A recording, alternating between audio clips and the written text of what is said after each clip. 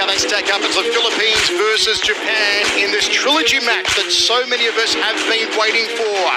Wushu striking versus the man of a million submissions, Shinya Aoki. Let's go to Tom Lau. And now, this next match is 3 rounds of 5 minutes in a 1 lightweight mixed martial arts contest.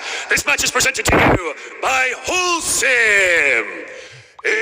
Introducing first, out of the blue corner, he is a former 1 lightweight world champion and the number 4 lightweight contender, standing at 180 centimeters tall, holding a mixed martial arts record of 46 wins and 9 losses. Training out of Evolve MMA, representing Japan. Please welcome Shinya Tobikan Aoki.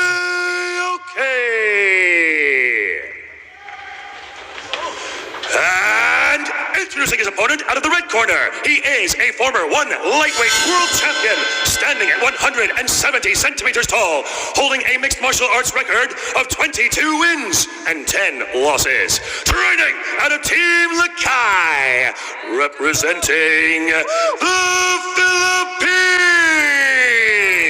Introducing Eduard Landslide Folayang.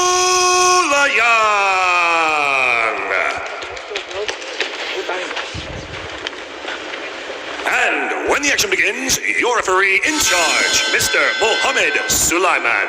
Right, athletes to the center, please. You both know the rules, right? Let's keep this clean, keep this active. Obey my instructions at all time. Touch glove back to your corner.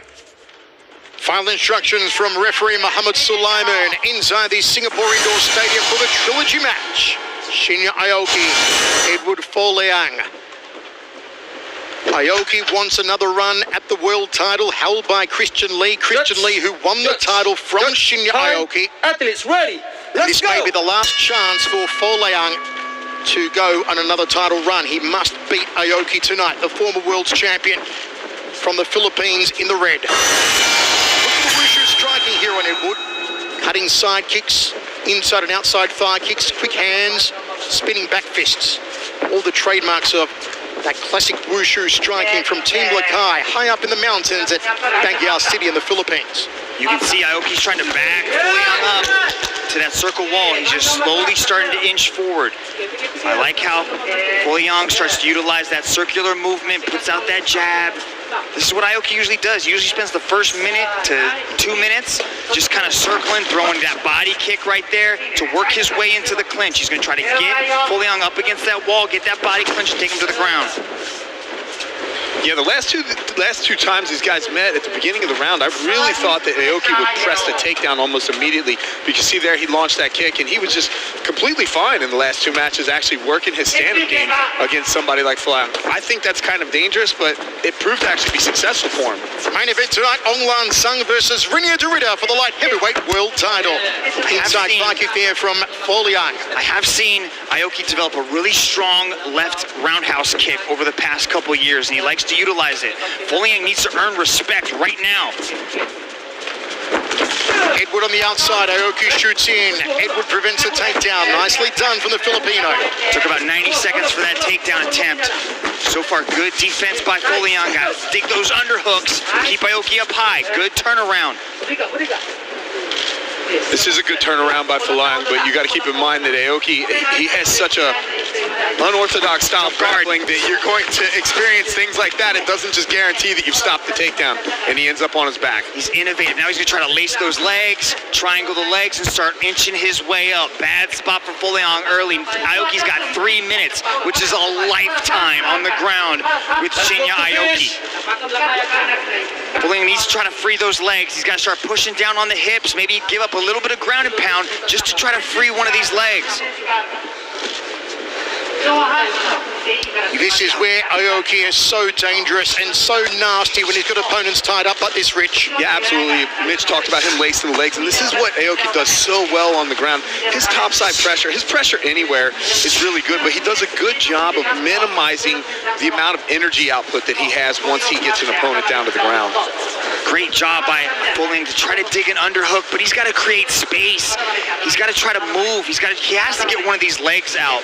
Aoki's going to slowly, like a boa constrictor, inch his way tighter and tighter. You can already see him trying to grab the head.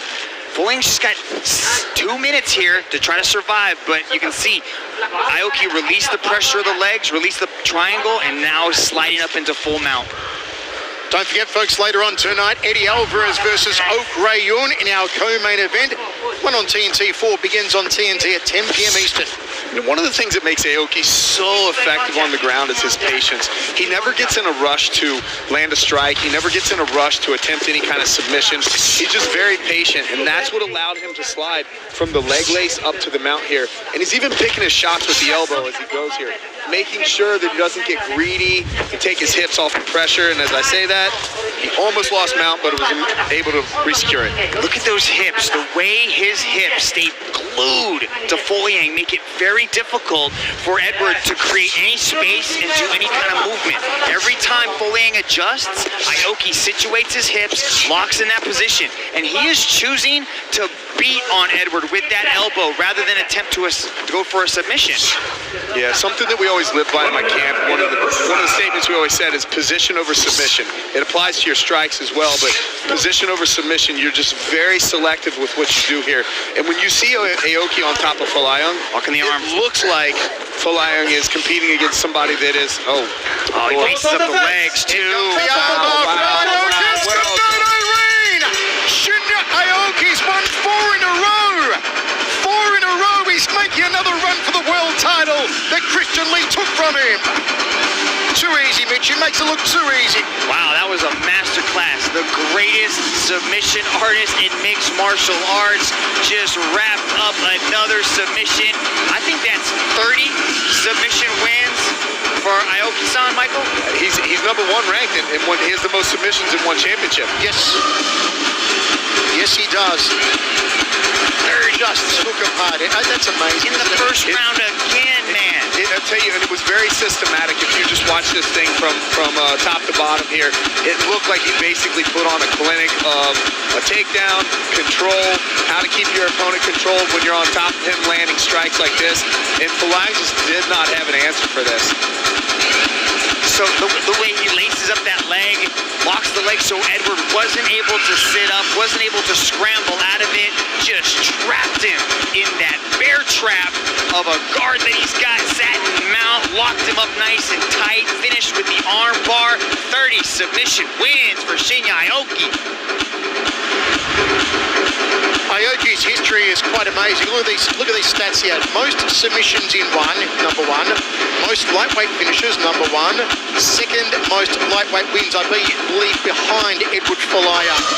That is incredible. And as Mitch said, 30 career submissions from Aoki, not to mention the many others in submission grappling tournaments that he's competed in. Let's go to Tom Lau to make it all official. Another win for the man of 1,000,000 submissions.